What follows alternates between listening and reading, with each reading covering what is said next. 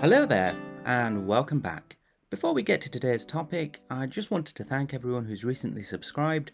I'm honestly blown away by all the support, so just wanted to say thank you for that. Moving on, today's topic is something quite close to me. I've been actively campaigning in elections for well over a decade now, actively speaking with leftist voters, non-leftist voters and everyone in between.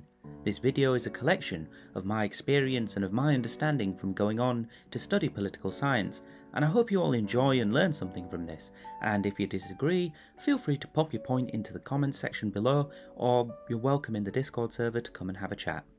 Leftist leaders have been absolutely smashed in Britain in 2 out of the 3 elections contested.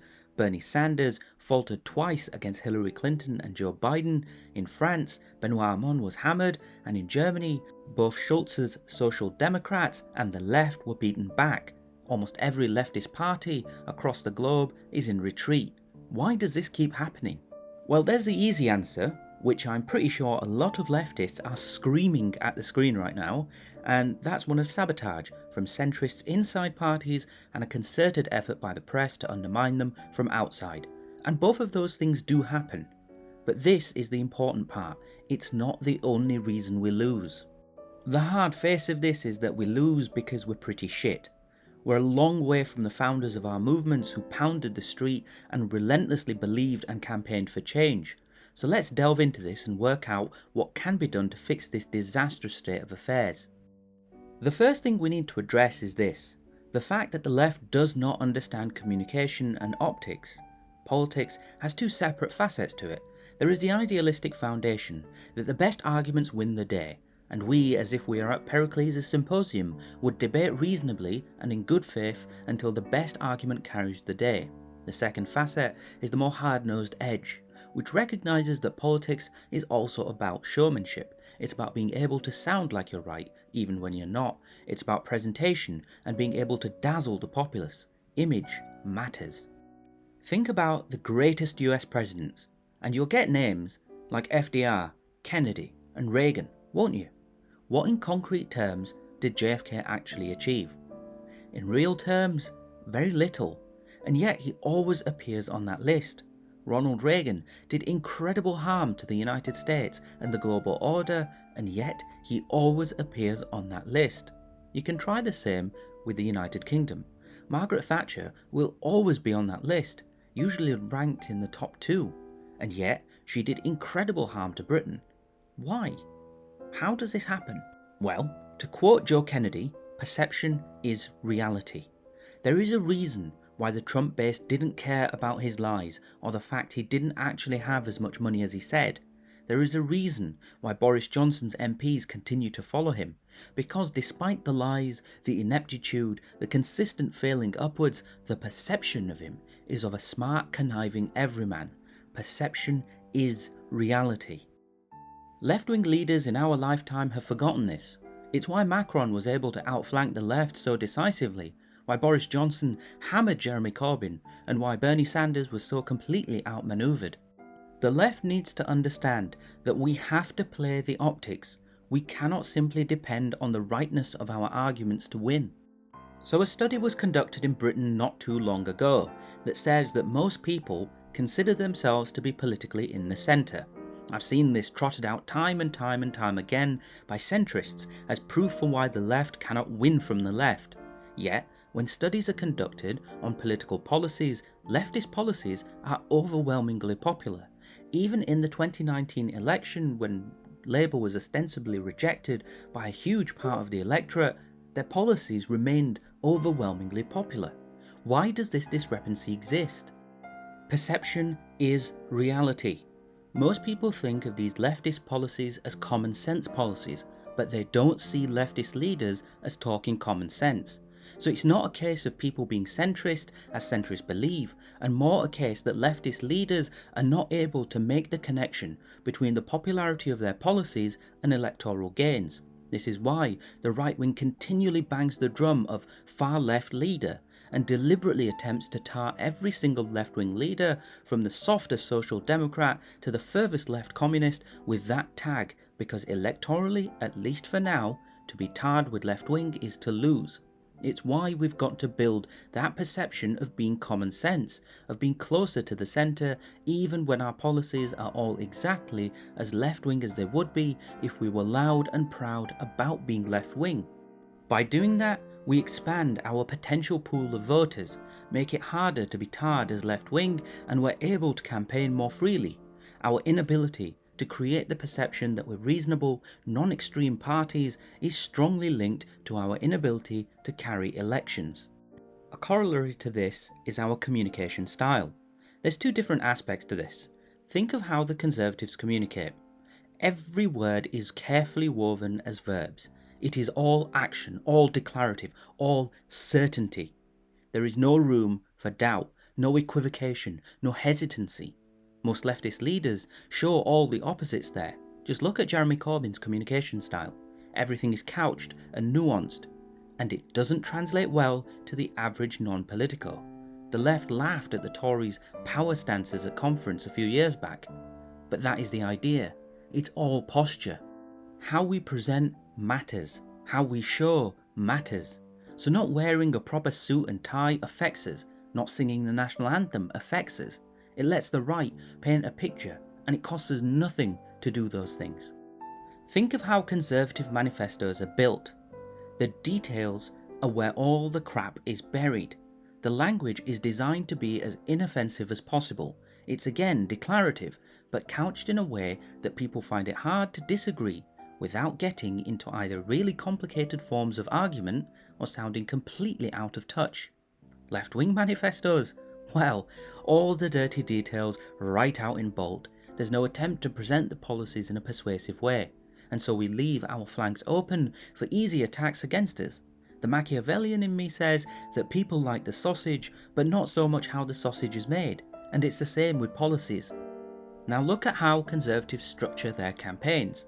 There is a central slogan, a theme if you would, and every single policy fits that theme. Every interview mentions that slogan and pivots to the theme. Every single time a Conservative politician is on any form of media, that slogan is deployed. There is absolutely no doubt as to what the party wants to do. I want to build a Britain where everyone feels secure. So our long-term economic plan is building a stronger, more competitive economy.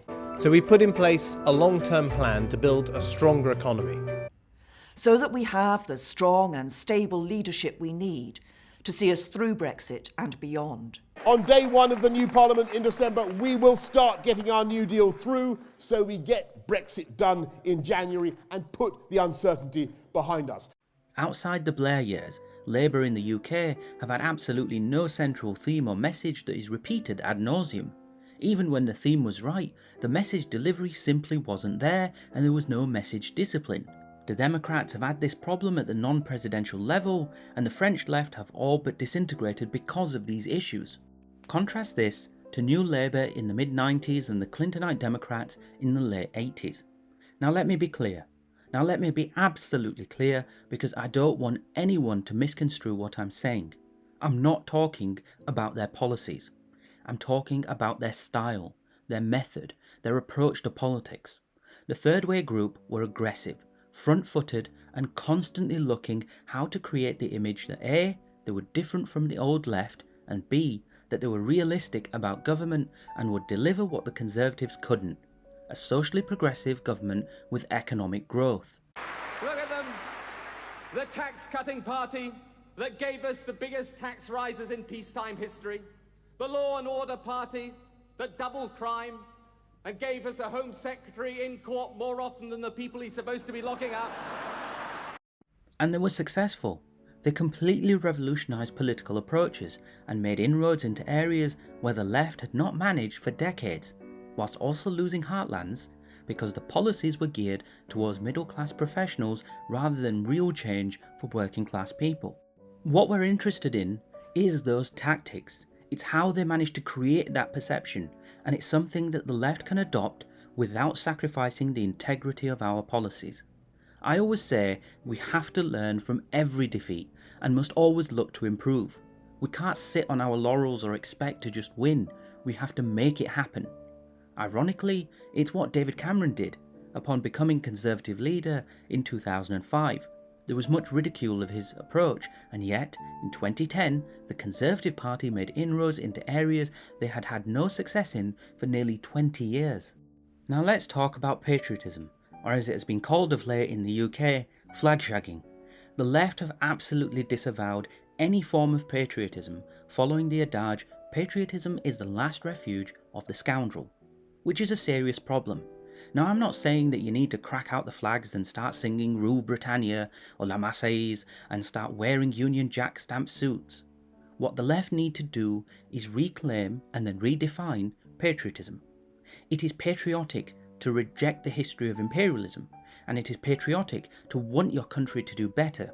It's patriotic to want to improve the lives of working people in your country.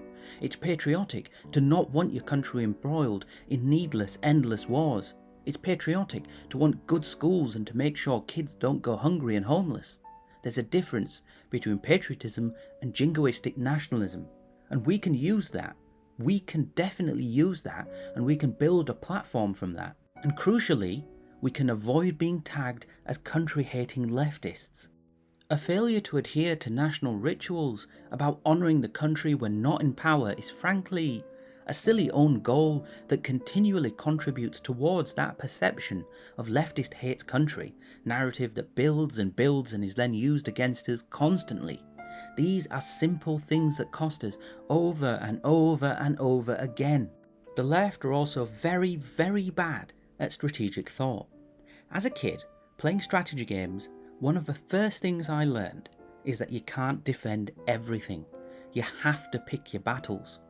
As Frederick the Great said, he that defends everything defends nothing. We have no understanding of this maxim on the left, no ability to prioritise, and in the worst form, we charge headlong into every single issue without a care for the optics or the political trap being laid. In a quixotic state of affairs, the left knows no hill upon which they must not die. Every single issue is a you shall not pass issue. Compromise or strategic moves are completely absent. What this results in is that we are consistently outfought by political machines that are far, far better at politics than we are. They're playing chess and we're trying to play noughts and crosses. The Conservative Party in Britain is one of the most successful political parties in history. The GOP are also one of the most successful parties in history. Both these and other Conservative parties may not have good policies, but what they do have is a legacy of winning and a legacy of knowing what to do to give themselves every advantage. They're not perfect, not by a long shot, but they have this institutional legacy behind them, and because they're also the party of the status quo, they also have the machinery of the press behind them. To beat them, we've got to be better than them. We've got to be relentless and front-footed, and we have to be able to play the political game better than they do. The 2017 Labour Naily moment is a good spotlight here. Despite a poor leader, by doing many of the right things, they came close to winning were it not for Jeremy Corbyn's general political ineptitude and sabotage from the centrists. Like Sanders, a great campaigner on the ground, but not an ounce of strategic thought behind him. A few tweaks, and that could very well have been a victory. We are not the party of the state or the party of the upper classes. We are always the outsiders trying to break in, the people trying to make this world fairer, and so we are always going to get more critical press treatment and harsher, unfair playing terms. But that doesn't mean we cannot win. All it takes is one spectacular victory for us to start changing the way the board is set. So what can be done? I don't accept endless defeat or perpetual opposition, and I don't think any of you listening do either. The first thing is that the left needs to adopt a pragmatic mindset. This I cannot stress enough, and I don't mean big P pragmatism in the sense of those that worship the idea of following and not upsetting the status quo and abandon all principles and goals. I mean pragmatism as in understanding that our long-term goals can be serviced by short-term compromises. It means building alliances and being able to sacrifice in some areas to gain in others. It means being able to realistically evaluate our chances in places and understand what tactics will play and what tactics won't. The second thing we need to do is to adopt some strategic thinking. Where are we weak? Why are we weak in that spot?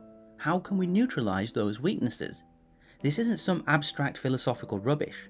This is some genuine thinking we need to adopt. The left are traditionally seen as weak on the economy. Why? Because people think we're spendthrift chances who will crash the economy. Okay, how can we assuage this? Well, there's a few ways. We can sidestep entirely and redirect every question to one of our big themes, one of jobs. Focus entirely on being job creators and push our economic policy as being the one that will create good jobs for people who work for them. That's just one route. There are others, and those are all dependent upon circumstances and locations. We're weak on immigration, globalization, culture wars, family, and we have to do this for each and every one of those topics and many others. We narrow our flank as much as humanly possible.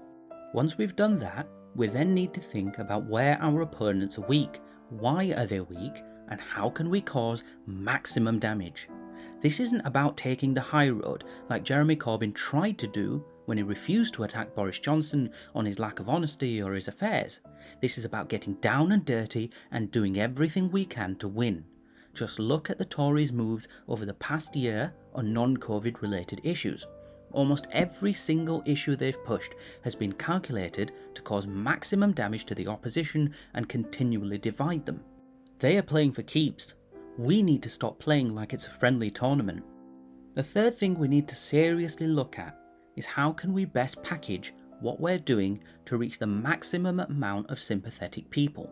We cannot ever allow ourselves to be pigeonholed into a situation where only left-wing voters are our sympathetic range.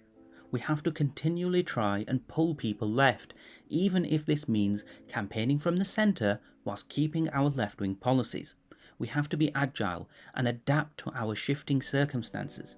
This is all about our optics and our communication. It means we send bankers to talk to bankers. We send fishermen to talk to fishermen, and we communicate our policies in a way that makes them seem obvious, common sense, and puts the Conservatives in a corner. We want to narrow their potential avenues of attack and maximise our avenues of attack. We want to sell these policies to every single segment of society and pull away voters, and we do that by communicating in an energetic, spirited way that makes every single word coming out of our mouths sound like good old-fashioned common sense. It's why we need to hire PR firms, get media training, and look to make sure all of our activists are singing from the same hymn sheet. The fourth thing we need to do is to stop kicking lumps out of each other. At every opportunity, the left divides into the People's Liberation Front of Judea and the Judean People's Liberation Front. We need to stop the infighting and focus on what we have in common. From Social Democrats outwards, our views are compatible in that we all agree that society needs an overhaul to deliver a better, more egalitarian and prosperous future. The longer the left continues to fight within, the longer the right will continually take advantage of our weakness. And telling people to F off and join the Tories or Republicans does nothing but willingly send people to the other side. Our propensity to violently reject those who do not meet our standards of ideological purity borders on the preposterous. Divide and rule only works when you actually divide. So we need to stop dividing and look to work together, compromise, and see how we can do more to win. The last thing we need to do is to stop the horrific moralistic campaigning practices so many leftists adopt. That sneering holier-than-thou attitude needs to be put into a box and chucked into the sea. Too often, you see leftists shouting online and in person, "If you vote Tory, you're a horrible human being," or something along those lines. And yeah, think that all you want, but don't say it. That attitude does nothing but turn people off. It is seized upon by bad faith actors like Turning Point or used in screenshots for ads by people like Cambridge Analytica or whoever will succeed them. Our continual failure to rein in the behaviour of these activists results in nothing but endless own goals for the left. This aggressive campaigning does nothing but put up walls and barriers where there shouldn't be. It gets people's hackles up and starts arguments. It makes people feel like they're under attack. We don't want them to feel like that. We want to seduce them, make them come over to our side, sell them our shiny vision of the future, or to quote Macron, sell them our project. Vous alliez le faire gagner parce que c'est notre projet! That's why the right always styles their ads in a very particular way. Just look at Marine Le Pen's ads in the last presidential election. It's all carefully styled to sell a vision to people whilst evoking the familiar. D'aussi loin que je me souvienne, j'ai toujours ressenti un attachement viscéral, passionnel à notre pays, à son histoire. J'aime la France. J'aime du plus profond de mon cœur, du plus profond de mon âme, cette nation millénaire qui ne se soumet pas. Raging, screaming hordes of leftists does nothing but let them stake that ground out for themselves. Ultimately, what we need to do is have a good, long look at our movement and try to understand why we lose. If the answer is just sabotage, then you're not understanding what the problems are. We must do better, because we have a duty to the people who will suffer from bad policies brought by conservative governments. When we take comfort from our ideological purity, they will starve or suffer under unjust laws. For a lot of people, it is a life and death situation, and they depend on us to win. So we have to do what we can to actually win. Our failure in continuing to bury our heads in the sand is a stain on our integrity, and I, for one, would prefer to be well rid of it. Those are my thoughts. What are yours? Let me know in the comments or on the Discord server. If you like the content, help the channel grow by sharing and subscribing. Thank you and goodbye.